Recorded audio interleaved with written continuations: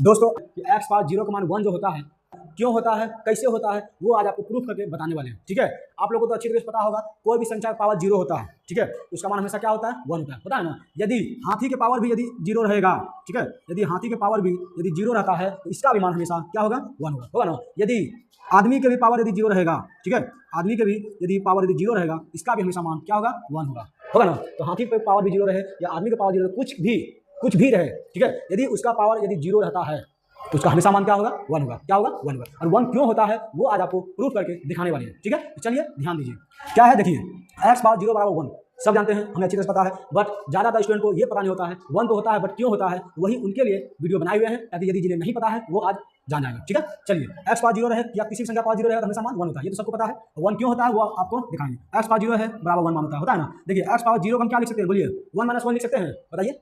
X power zero का zero जो है, जीरो क्या लिख सकते हैं, 1 - 1 लिख सकते हैं ना। यदि 1 में से 1 को घटाते हैं, माइनस करते हैं तो जीरो होता है ना, लिख सकते हैं इसको। अब देखिए अब क्या है, एक्स पावर 1 जो है इसको एक्स पावर 1 गुना और एक्स पावर -1 लिख सकते हैं कि नहीं, बताइए क्यों। अब देखिए बताते हैं आपको। देखिए आप लोग पढ़े होंगे ए पावर m गुना ए पर पावर n इक्वल टू क्या होता है, बोलिए ए पर पावर m प्लस n, पता कि नहीं, बताइए।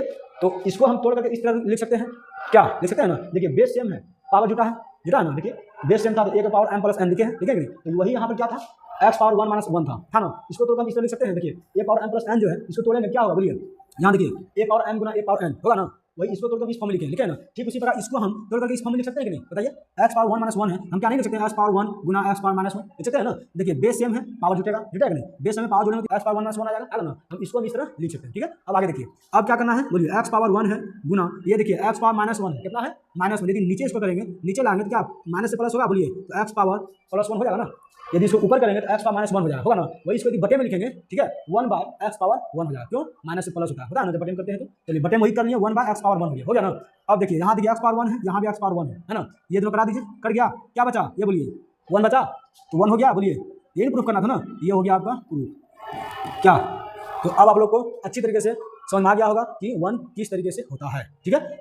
मालूम तो सबको है कि एक्स पावर जीरो का मान हमेशा 1 होता है, बट ज़्यादा स्टूडेंट को ये पता नहीं होता है कि 1 जो होता है तो क्यों होता है। बस उन्हीं के लिए छोटा सा वीडियो बनाए थे।